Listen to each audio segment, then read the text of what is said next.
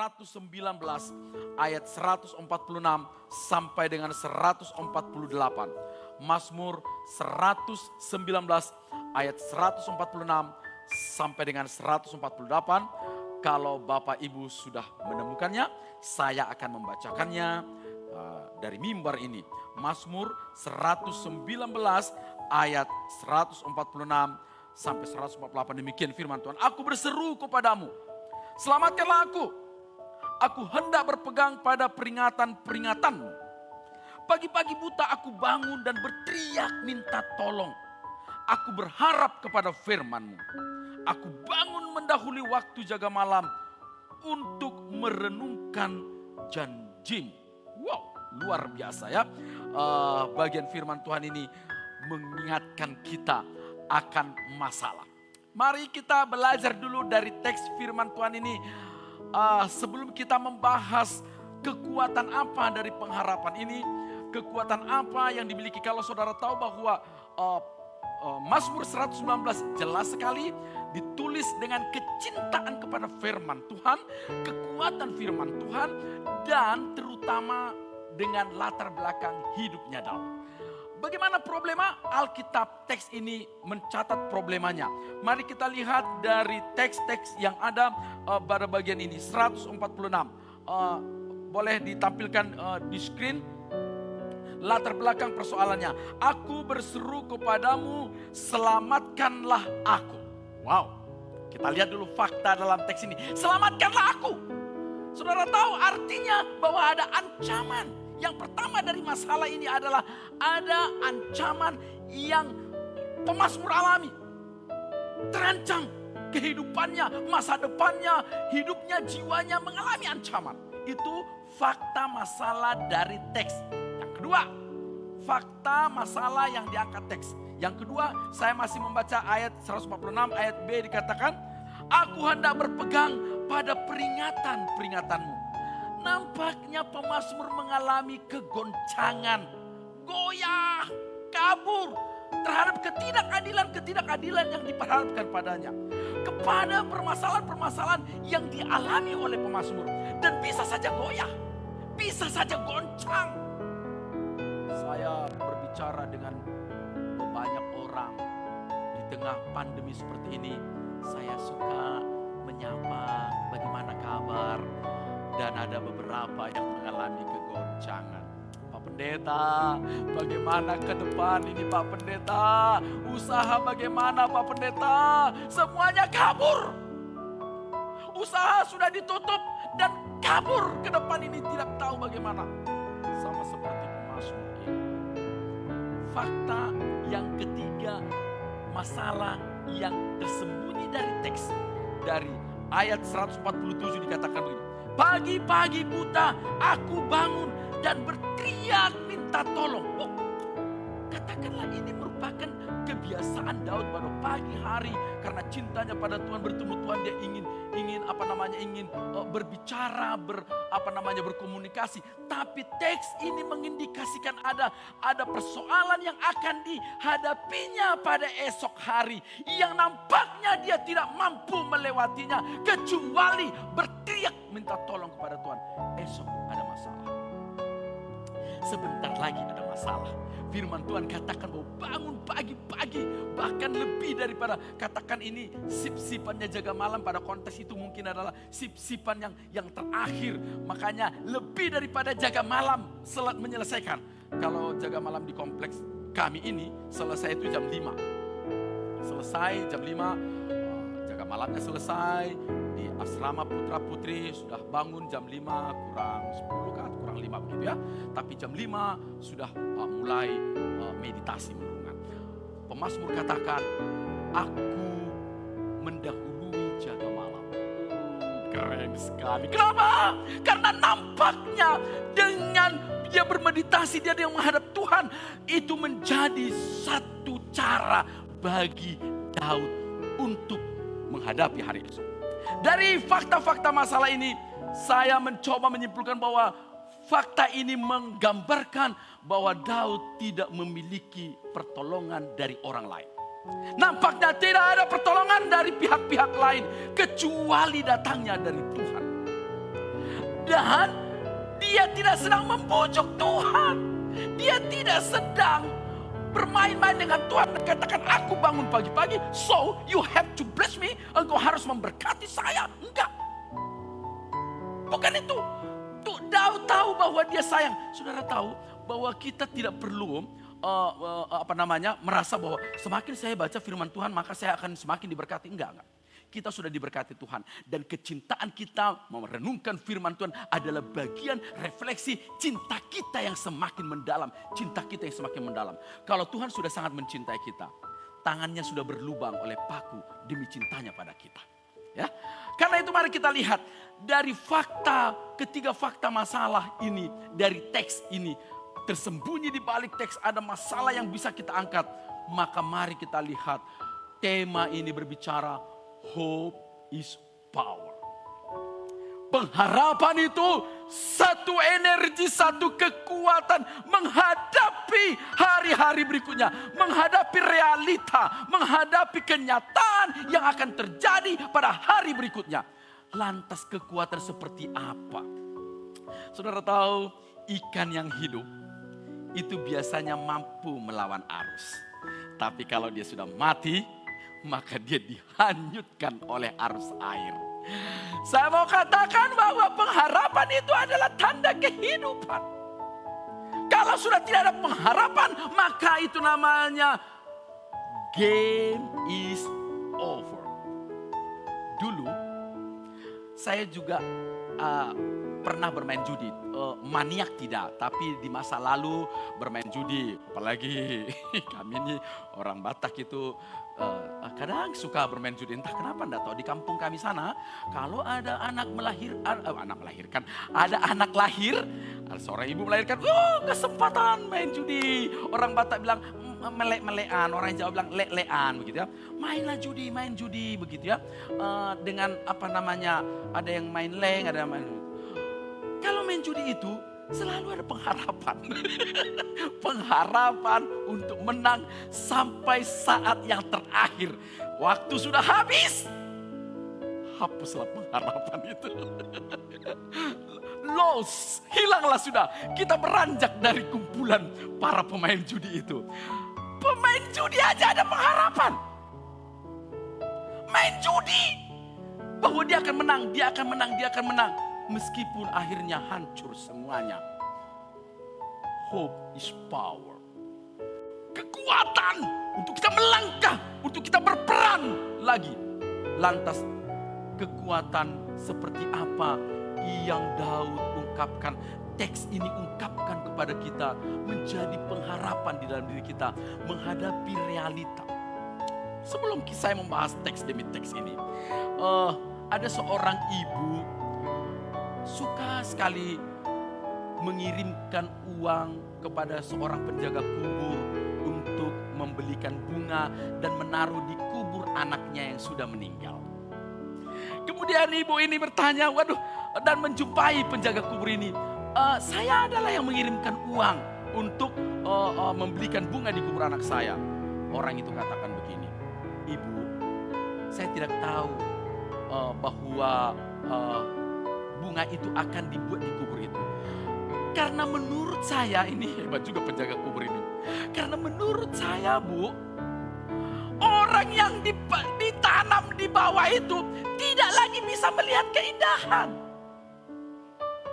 Untuk apa bunga di situ? Iya, ini agak ekstrim sedikit ya. Bukan tidak bisa mengirimkan bunga ya, silahkan. Tidak ada gunanya dia karena dia tidak lagi bisa melihat keindahan. Dan bunga-bunga itu selalu saya kirim ke rumah sakit, ke panti jompo. Karena bagi saya sesulit apapun hidup mereka, bahwa mereka akan bisa melihat keindahan. Orang mati tidak bisa melihat keindahan. Yang mati itu tidak ada lagi pengharapan. Maka orang yang tak berpengharapan itu mati dan tidak mampu lagi melihat keindahan apa yang akan terjadi hari esok. Halo? Tak bisa. Maka pengharapan itu adalah simbol kehidupan. Dan itu artinya pengharapan itu membuat kita mampu melihat keindahan. Keindahan, kekuatan seperti apa yang akan kita lihat. Yuk kita nikmati bagian firman Tuhan ini. Ini baru pendahuluan. Ya. Mari kita lihat pada Mazmur 119 ayat dari masalah tadi katakan begini.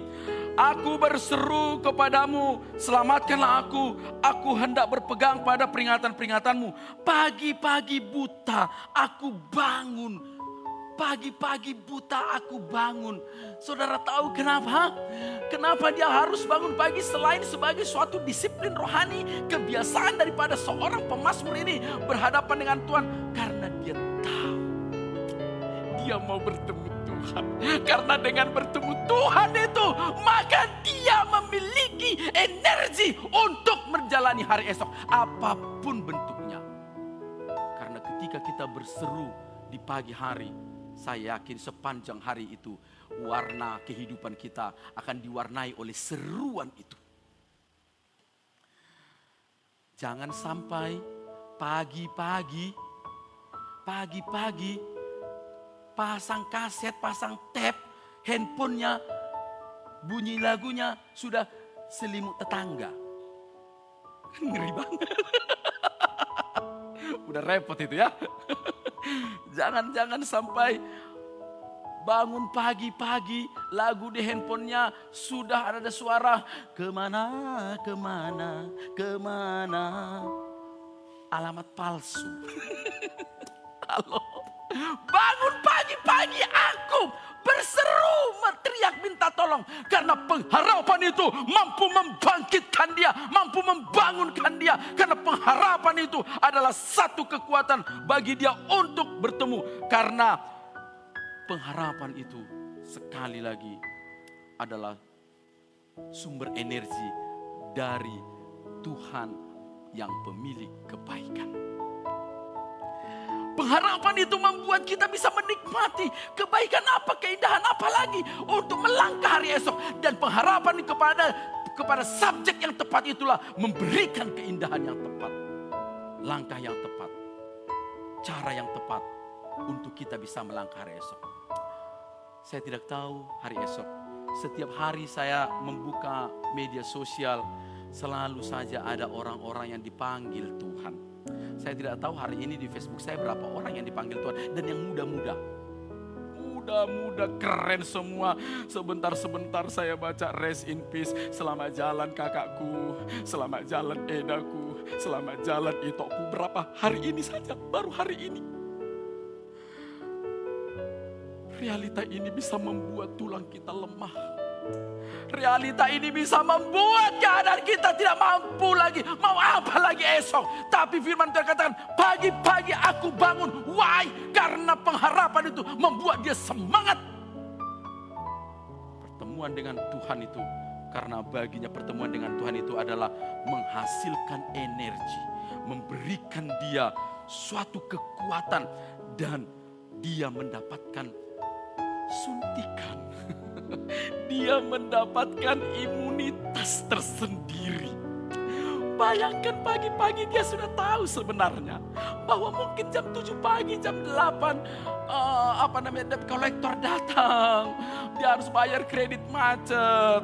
Dia harus jualan. Yang belum tahu tentu lakunya berapa. Dia harus bertemu siapa dan lain sebagainya. Tetapi dia katakan pagi-pagi aku bangun. Aku berteriak minta tolong. Bukan berarti Tuhan tuli dengan semua teriakan di malam hari. Bukan berarti Tuhan tuli dengan semua teriakan di siang hari. No. Tetapi nampaknya pemazmur mengerti bahwa masa itu adalah masa yang tepat.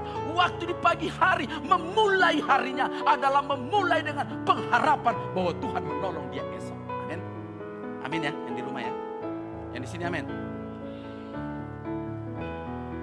Pagi-pagi itu meyakinkan dia esok sebentar lagi jam 7 pagi. Jam 7 pagi mungkin saat beras tidak ada. Jam 7 pagi saat anak-anak saya meminta pulsa untuk studi online. Saat anak saya meminta uang kuliah. Saat anak saya meminta uang ujian. Saat anak saya mengeluh tidak tahu mau ke perguruan tinggi mana.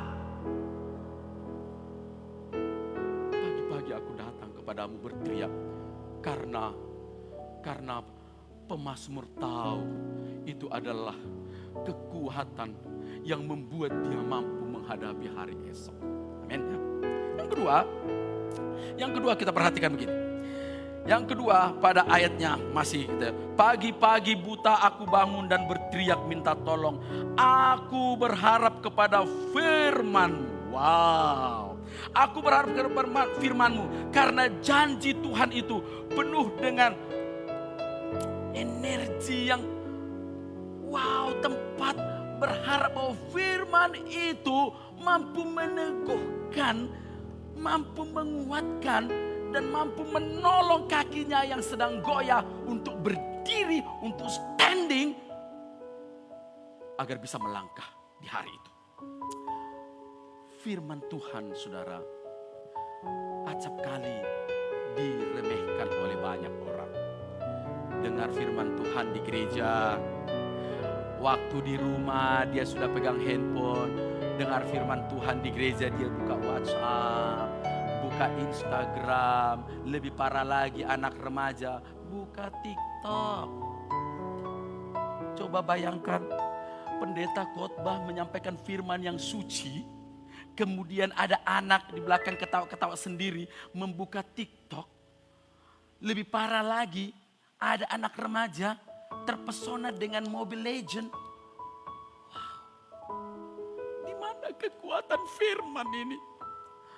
Di mana firman Tuhan yang dahsyat yang kita akui ini akan mengubah karakter, mengubah banyak orang. Tapi pemazmur tahu bahwa firman-Mu akan mampu mengubah. Firman-Mu memberikan kekuatan kepadaku. Karena ngomongan orang acap kali mendiskreditkan. Perkataan orang bisa saja membuat kita lemah. Perkataan orang bisa saja membuat kita tidak mampu menghadapi hari esok. Tetapi firman Tuhan ini, ya dan amin, maka itu yang membuat kita merasakan dan menjelaskan bahwa Tuhan tidak meninggalkan kita. Itu yang kedua. Kenapa ada kekuatan dari pengharapan itu? Karena dengan merenungkan firman, bagian dari kita berharap itu di dalamnya menjelaskan bahwa Tuhan tidak pernah meninggalkan kita. Saudara, dalam sejarah tokoh-tokoh kita tahu bahwa Daniel dan teman-temannya itu menjadi tokoh iman. Menghadapi api, menghadapi lion dan lain sebagainya. Begitu ya. Mereka tokoh iman. Sekalipun Allahku tidak sanggup, maka kami tidak akan menyembah. Begitu, tokoh iman. Tapi kita tahu ada satu tokoh yang tokoh pengharapan. Holy man. Tokoh pengharapan. Berjalan di padang gurun, tidak tahu kapan nyampenya, tidak tahu bagaimana situasi di depan, hanya bermodalkan janji. Itulah Musa. Tokoh pengharapan. Tokoh yang membuat dia kuat. Firman Tuhan katakan 40 tahun. Itu baru kita tahu sekarang ya. Sekarang kita belajar. Oh, dia 40 tahun di padang gurun. Waktu itu dia tidak tahu kapan ini. Sementara yang di belakang ini banyak tingkah, banyak ulah. Sebentar berdosa, sebentar begini. Aduh, luar biasa. Dulu waktu saya mahasiswa, air kami di kompleks ini itu tidak selancar waktu itu ya. Selalu kadang-kadang macet dan sebagainya.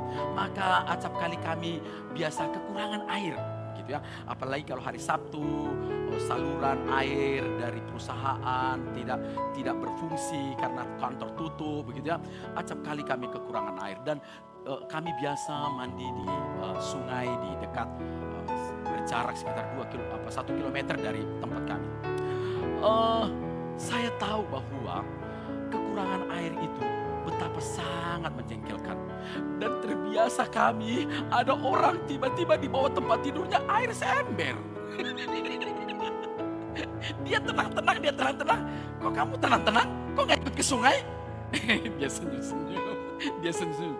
Saya lihat di bawah, nah ada air seember. tidak gampang di padang gurun gak ada air. Kadang-kadang mereka menuntut makanan yang lebih enak dari mana. Kadang-kadang mereka menuntut minta perlindungan, tapi yang lebih utama adalah menuntut kepastian. Kemana kita ini Musa? Mau dibawa kemana? Bukan kayak anak remaja, mau dibawa kemana? Bukan. Tapi mau dibawa kemana kehidupan ini? Mau dibawa kemana anak-anak kami ini? Tidak ada kepastian. Harapan di dalam diri seorang Musa.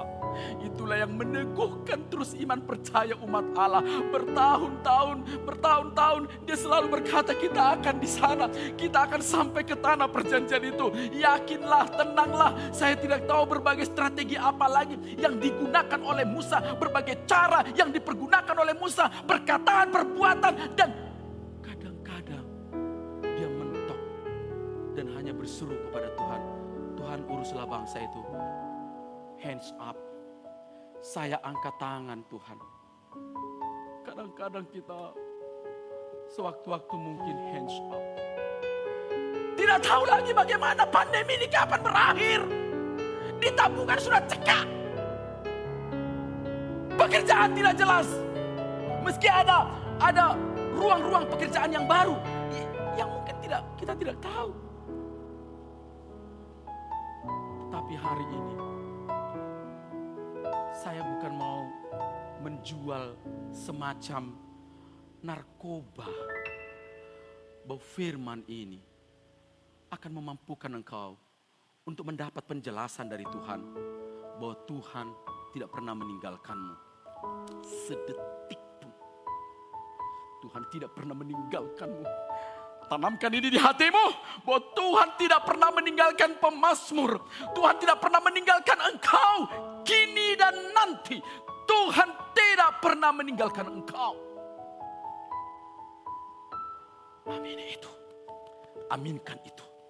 Sebagai bagian engkau hidup dari pengharapan. Itulah kekuatannya. Yang ketiga, kekuatan seperti apa yang ditimbulkan pengharapan? Yang ketiga dikatakan 147 dan 148. Pagi saya baca 147 lagi. Pagi-pagi buta aku bangun dan berteriak minta tolong. Aku berharap kepada firman-Mu. Aku bangun mendahului waktu jaga malam untuk merenungkan janji-Mu. Untuk merenungkan janji-Mu. Karena janji Tuhan itu yang mampu menyegarkan jiwa. Halo? Saudara percaya itu? Janji Tuhan itu yang mampu menyegarkan jiwa. Membuat kita fresh. Membuat bukan hanya semacam energi, tetapi kesegaran baru. Bayangkan kalau hidup kita sudah mulai layu oleh faktor finansial, faktor sosial, faktor pekerjaan yang tidak jelas. Tetapi ketika kita tahu bahwa seperti pemazmur yang berharap bahwa dengan firman Allah dia tahu bahwa itu menyegarkan jiwanya. Pak Pendeta, bagaimana mau segar Pak Pendeta? Makanan sekarang ini hanya tempe tahu, bayam, kangkung. Enggak mampu lagi beli makanan yang lebih enak. Halo? Daniel hanya makan sayuran. Bisa lebih segar daripada para anak-anak bangsawan dari negara-negara lain ketika mereka ada di Babel. Bukan soal itu. Ini bukan isapan jempol belaka. Tapi karena dia katakan bahwa dia mampu menyegarkan hidupnya. Daud tahu bahwa persoalan ketidakadilan, persoalan dalam rumah tangganya, persoalan dalam hidupnya, persoalan di kerajaannya yang tidak selesai-selesai. Saudara tahu tokoh mana yang sebenarnya paling hebat tapi juga paling menyedihkan? Alkitab jujur, Daud itu diagung-agungkan sejak masa mulai karirnya, dia sudah hebat. Ya, raksasa. Dia tumbangkan. Ya, bukan giant supermarket. Bukan. Raksasa Goliat dia tumbangkan. Dia mengalahkan Filistin, dia mengalahkan semuanya. Seruan kepada dia, kemudian orang berkata, Saul beribu-ribu, Daud berlaksa-laksa. Wow, karirnya melonjak. Meskipun dia mengalami banyak pergolakan. Tapi di tengah persoalan, di tengah kehebatannya, kita hitung-hitung ya, fakta-fakta persoalan yang diangkat kitab suci. Dia dikejar-kejar mertua. Pernah enggak kau dikejar-kejar mertua? Mau dibunuh mertua coba. Mau dibunuh mertua kapan? Pokoknya ketemu mau dibunuh. Pokoknya bukan hanya ketemu, dicari di mana Daud. Kubunuh karena dia akan menggantikan saya menjadi raja dan anakku tidak menjadi raja, kata Saul. Kejar. Yang kedua, di mana ada orang tua kemudian dia menemukan anaknya bunuh-membunuh. Di mana kita menemukan tokoh bahwa ada anak-anak dari Daud itu mengalami incest. Anaknya mengawini anak perempuannya, memperkosanya. Dan itu menyakitkan. Meskipun kemudian Absalom juga mati. Dia tidak bunuh tapi mati karena kesangkut pohon apa tuh, rantingkah kayu naik bagal itu, yang mati. Ada banyak persoalan Daud. Tapi dia katakan itu persoalan-persoalan itu sebenarnya membuat lesu, membuat dia mundur dan tidak mampu melangkah. Tapi kerinduan dia tahu bahwa pertemuannya dengan Tuhan lewat firman Tuhan ini akan memberikan kekuatan yang dalam hal ini adalah kesegaran bagi jiwanya. Fresh. Ya. Membuat dia wow. Bayangkan kok pagi-pagi sudah bangun dengan fresh. Sampai tetangga nanya, kok bisa nyanyi-nyanyi padahal utangmu kan belum bayar. Utang ntar pasti dibayar. Utang dibayar, tetapi jiwaku fresh. Jiwaku segar karena aku diberi kekuatan dan aku diberi kemampuan untuk bekerja. Apapun, karena aku diberi keyakinan dengan janji Tuhan bahwa Dia tidak akan meninggalkan aku. Itu yang membuat kita segar Bapak Ibu.